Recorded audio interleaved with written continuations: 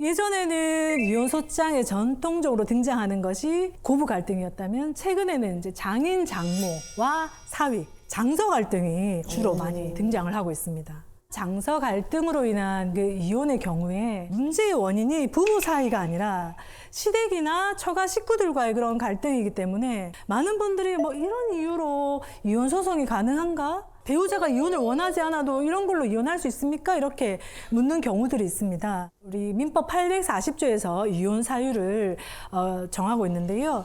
3호에서 배우자의 직계 존속으로부터 심한 부당한 대우를 당한 경우를 규정하고 있고 4호는 자기의 직계 존속이 배우자로부터 부당한 대우를 당한 경우. 따라서 이제 부부 중 일방이 이런 사유에 해당한다면 당연히 가정법원에 이혼 소송을 제기할 수 있습니다. 이번에 소개할 사건이 하나 있는데요.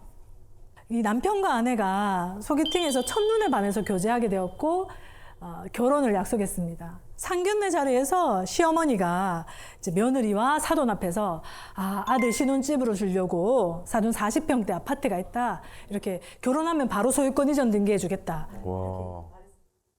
친정 부모님이 너무 기뻐하시면서 혼수를 정성껏 잘 준비하겠습니다. 이렇게 답하면서 화기애애하게 상견례가 마무리됐습니다. 결혼식까지 큰 어려움 없이 잘 진행이 됐죠. 그런데 결혼한 지 6개월이 지나도록 이 신혼집 이전 등기를 해주지 않는 겁니다. 왜? 아내는 남편에게 빨리 물어보라고 부모님한테 이렇게 이야기를 했는데 그때부터 시어머니는 아주 예민하게 반응하면서 역정을 내기 시작하셨죠. 그래서 아내가 왜 이러시지 이상하다 하면서 부동산 등기부등본을 떼봤더니 결혼 이후에 시어머니가 1억 원 담보대출을 받은 겁니다. 아내가 시어머니한테 조심스럽게 물어봤더니 시어머니가 갑자기 화를 내면서 왜 내 부동산을 네가 등기부등본을 떼보냐면서 욕설을 하고요. 아내를 막 몰아붙이기 시작했습니다. 어우. 이 당황한 아내는 이제 이 상황을 남편에게 이야기를 했고 막 부모님을 이제 비난하면서 아내 편을 들었죠. 이렇게 남편이 연락을 끊고 지내자 시부모는 더 격분을 해서 아내의 직장까지 찾아서 며느리 누구누구 아들과 사이를 갈라놓은 폐윤녀 이런 피켓을 들고 그건 좀 그렇다. 시위를 벌이고요. 몇 달간 이런 이제 수모를 겪은 아내는 더 이상 이제 시부모님을 감당할 수 없겠다. 그렇다고 너가 부모와 천륜을 끊게 할 수 없으니 우리는 이혼하자라고 말을 하며 집을 나왔습니다. 슬프다. 그리고 남편을 상대로 이혼 소송을 제기했죠. 그 이제 이혼 소송을 받고는 너무 슬퍼서 이제 자살을 시도를 했습니다. 예? 그런데 다행히 이제 부모님이 발견을 했어요. 그래서 이제 이혼 소송에서 부모님한테 설득이 된 건지 아내가 돌아올 가능성이 없다고 여겼는지 이제 부모와 한편이 되어서 진흙탕 싸움이 시작이 되었습니다. 그렇게 사이좋던 이 젊은 부부는 파탄에 이르게 된 거죠. 이 사건은 시부모의 거짓말, 폭언, 폭행, 명예훼손적 행위가 이들 부부의 혼인관계를 파탄케 하는 결정적 계기가 되었습니다. 이 부부 간의 문제가 아닌 시댁과의 갈등 때문에 이혼까지 가게 된 너무나 가슴 아픈 사건이죠. 우리가 결혼을 해서 독립한 가정을 이루었다면 그때부터는 부모가 아닌 배우자가 최우선이 되어야 합니다. 그리고 자식을 결혼시킨 부모는 품 안의 자식일 때처럼 자녀의 가정을 마음대로 휘두르려고 하면 안 됩니다. 독립한 한 가정으로 인정하고 심리적으로든 물리적으로든 한 걸음 물러나야 합니다. 중원적 사실혼과 중원죄라는 부분입니다. 중혼이 뭘까요? 처음 들어봤는데. 이 중원적이라는 표현이 굉장히 낯설게 들리실 텐데요. 먼저 이 사실혼이라는 것은 이제 혼인 신고를 하지 않고 부부 생활을 하는 경우를 사실혼이라고, 혼인 신고를 하는 경우에는 이제 법률혼이라고 합니다. 중원적 사실혼이라는 고 하는 것은 법률혼 관계에 있는 사람이 또다시 사실혼을 하는 경우로 말합니다. 불륜이네요. 불륜의 범위를 넘어서서 부부 관계를 만드는 거죠. 쉽게 말하면 두 집 살림을 하는 겁니다. 네. 사실 뭐 그런 상황이 있을까 이렇게 생각하시지만 저도 가정법원 오기 전에는 이렇게까지 우리 가정에 중원적 사실혼 관계가 많은 줄 몰랐어요. 많다고요? 예. 그럼 어떻게 물리적으로 그게 되나? 예. 시간이 되나, 시간이? 제가 그 대표적인 사실혼 사건을 하나 이야기를 해드리겠습니다. 그 남편과 아내는 이제 혼인 신고를 하고 이남 1녀 자녀를 두었습니다. 남편이 이제 잦은 늦은 귀가를 하고 음주 외박으로 부부 갈등이 있었죠. 그러던 중에 남편은 혼인 기간 20년 차 때에 A라는 여성을 만나서 교제를 했습니다. 이 여성과 교제를 하면서 이제 자녀도 한 명 낳았고요. 딸을 하나 낳았습니다. 아내가 이제 남편의 의도를 알게 되면서 부부 사이가 더욱 나빠지게 되었고요. 남편은 이제 명의퇴직을 한 이후에 집을 나와서 A와 동거를 시작했습니다. 중원적 사실혼입니다. 남편은 이제 아내와 별거 중이었지만 그래도 다행히 생활비와 자녀들 학비를 부담을 했고요. 양심은 있네. 그러던 중에 이제 남편이 신장 투석을 받게 되는 등 이제 건강이 좀 나빠졌어요.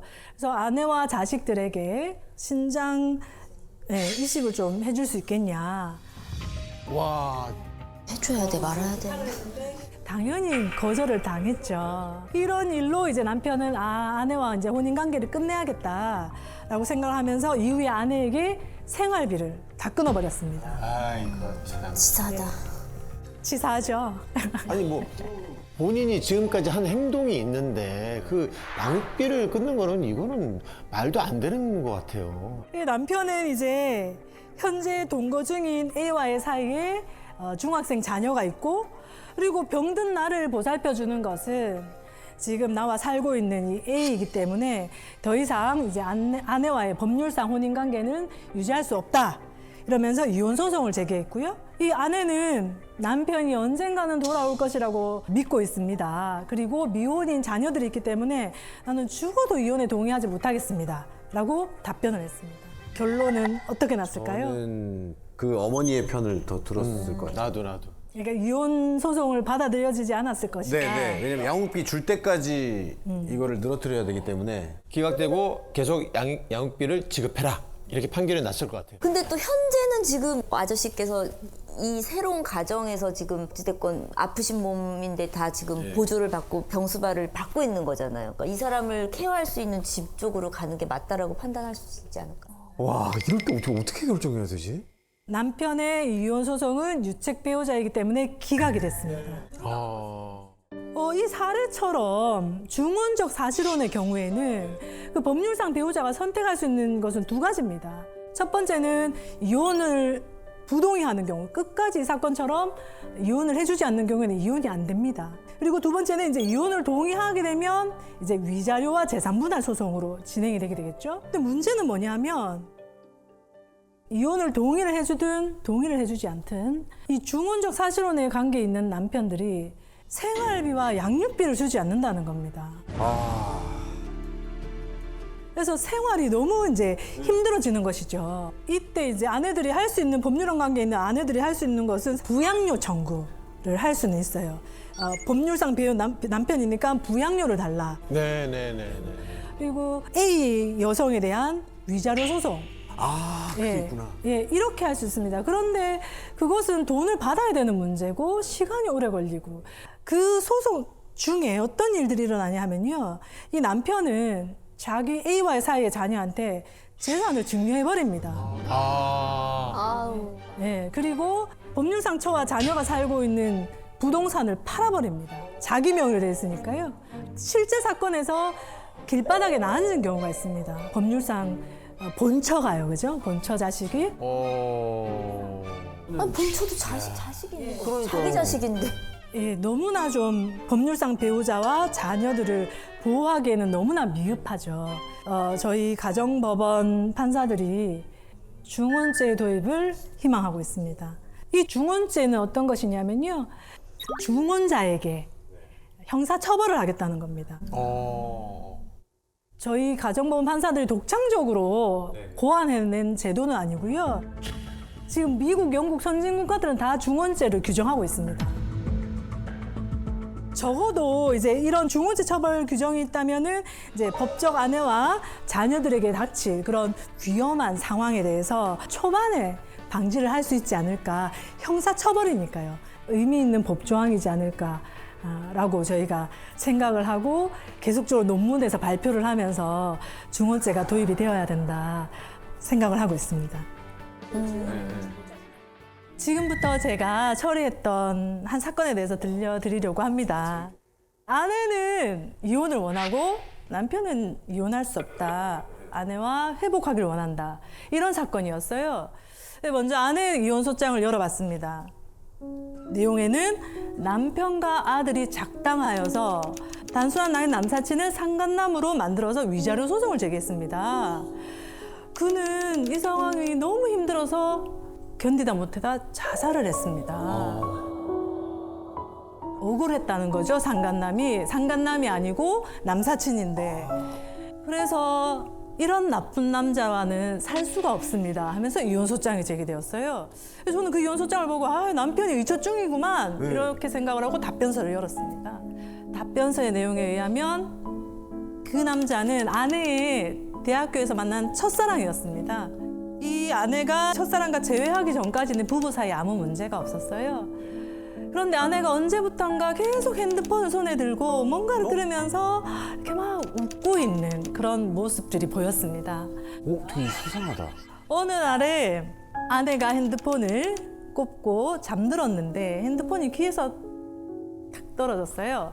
그런데 아들이 그 이어폰에서 나오는 소리를 들었는데 낯선 남자의 소리가 들렸습니다. 그 첫사랑과 엄마의 불륜이 가득 담긴, 불륜의 내용이 가득 담긴 대화 내용이 들렸습니다. 엄마가 상간남과의 그 대화 내용을 녹음을 해서 음악 듣듯이 계속 그걸 재생해서 듣고 있었던 거예요. 애가 너무 충격이었겠는데. 예, 엄마의 불륜 사실을 알게 된 아들은 아빠에게 알려주게 됩니다. 남편은 아내 몰래 상간남을 상대로 손해배상 소송을 제기했는데요. 아내가 이 사실을 알고 가출을 해서 이혼 소송을 제기한 그런 사건이었습니다. 네, 저는 이제 이 두 사람을 부부 상담을 보냈습니다. 남편이 회복하기를 원한다고 했기 때문에요. 네. 그런데 남편은 상담사에게 아내가 아직 모르는 비밀이 하나 있다고 이야기했습니다. 알고 봤더니 이 상간남은 아내를 사랑했던 게 아니었고요. 아내를 통해서 금전적인 이득을 얻었습니다. 사기꾼이었네. 예, 사기꾼이었습니다. 아내가 아르바이트하면서 모은 쌈짓돈을 받아가지고 그걸로 자기 필요를 쓰고 자기 자식도 키우고요. 그 돈으로. 가스라이팅을 당했던 거죠, 아내가. 또 이 상간남의 비밀이 뭐였냐면 남편이 위자료 소송을 제기했더니 죽을 죄를 졌다, 제발 합의해달라 이렇게 얘기를 했다가 남편이 합의를 해줄 것 같지 않으니까 문자 한 통을 보냈습니다. 이 게임은 당신이 졌소. 내 죽음으로 당신은 당신의 아내에게 살인자란 각인을 심어줄 테고 그러면 당신의 아내가 당신이랑 살까? 이 문자 한 통을 보내고 자살을 해버렸습니다. 와, 소름이다, 진짜. 남편은 이 비인간적인 문자 내용을 아내가 알게 되면 또 다른 상처를 받을까 봐 그런 내용조차도 이야기를 하지 않았습니다. 와, 이 남편분이 대단하시네요. 다행히 아내는 남편이 자신을 생각해서 끝까지 숨겼던 진실도 상담사 선생님을 통해서 알게 되었습니다. 그래서 진심으로 잘못되었다고 자신의 외도를 사과를 했습니다. 남편에게요. 이 사건은 그렇게 해서 결국은 이 남편의 수뇌보로 가정이 회복된 사건입니다. 그렇지만 이 불륜은 이혼 여부와 상관없이 배우자와 가족 모두에게 가슴 아픈 생채기를 남깁니다. 그럼요. 그런데 간통죄가 폐지된 지금 불륜을 저지른 배우자를 어떻게 처벌할 수 있을까요? 없지 않는? 형사처벌은 네, 불가능하죠. 네. 민사적으로 위자료를 받을 수 있는 것이 전부입니다. 그렇지만 나의 이 울분, 네. 억울함은 그 위자료로도 풀리지 않죠. 그럼요. 간통죄 처벌 부분은 아직까지도 많은 의견이 분분한 그런 부분인 것 같습니다. 폐지를 해야 된다, 부활해야 된다 여러 가지 의견이 있을 수 있지만 사실 처벌보다 중요한 것은 불륜을 하지 않아야 된다는 것이죠. 이어서 이 불륜으로 고통받았던 사건을 이야기해 보려고 합니다.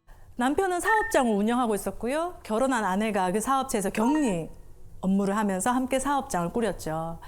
그런데 불행하게도 이 사건에서도 아내는 다른 남자와 부정행위를 했고요. 급기야 회사 돈에 손을 내기도 했습니다. 남편이 모든 사실을 알고 이제 이혼 소송을 제기한 거죠. 아내는 명백한 유책 배우자였습니다. 그런데 이혼 소송이라는 것이 재산 분할 이렇게 같이 연결이 되면 긴 싸움이거든요. 네. 횡령죄 회사 재산에 대한 횡령죄 고소도 했고 그렇기 때문에 제법 소송이 길게 갈 것이다 이렇게 생각을 했습니다. 그러던 중에 이 사건에서도 안타깝게 남편이 자살 시도를 하게 됩니다. 아내 쪽에서는 이 사실을 가지고 마치 남편이 사업체를 부도덕하게 운영해서 스트레스 받고 나약하다 이러면서 또 상대방을 잔인하다, 비난하는 진짜. 잔인해. 예, 서면을 제출했죠. 그걸 이용한 거네요. 어떻게 보면 남편의 예, 시도를. 그렇죠. 예, 남편이 그날 법정에 나와서는 다른 날과 달리 매우 상기된 표정으로 숨을 거칠게 쉬고 너무 억울했습니다. 자신이 자살 시도한 이유는 너무나 사랑하며 믿었던 배우자의 그 배신 때문이었는데 자기를 또다시 말도 안 되는 사유로 모욕한다는 것이었죠. 제가 남편에게 이야기를 했습니다. 상대방이 증거도 없이 적어낸 그 추측성 준비 서면을 판사가 액면 그대로 신뢰하지 않으니까 그런 글로 너무 힘들어하지 마시라. 그리고 나는 원고가 그런 허망한 생각을 했다는 것이 너무 안타깝고 걱정스러울 뿐입니다. 제 말을 들은 남편은 끝까지 이제 힘을 내겠다고 고개를 끄덕였습니다. 한 달의 시간이 지나고 다음 재판기를 진행을 했는데요. 원고 대리인이 자리에 앉더니 재판장님 지난주에 원고가 자살했습니다. 아이고. 그날 밤에 저는 쉽게 잠들지 못했어요. 지난 기일에 제가 피고가 유책 배우자고 당신은 이 이혼 소송에서 승소할 것이다. 좀 더 이런 확실한 메시지를 줬다면 그가 이 땅의 삶을 계속 살고 있지 않았을까? 라는 생각이 들어서 너무 마음이 아팠어요. 결국 그 이혼 소송은 이제 남편의 죽음으로 아내가 상속 포기를 하고 쌍방 대리인이 소치하를 하면서 미완으로 끝나게 되었습니다.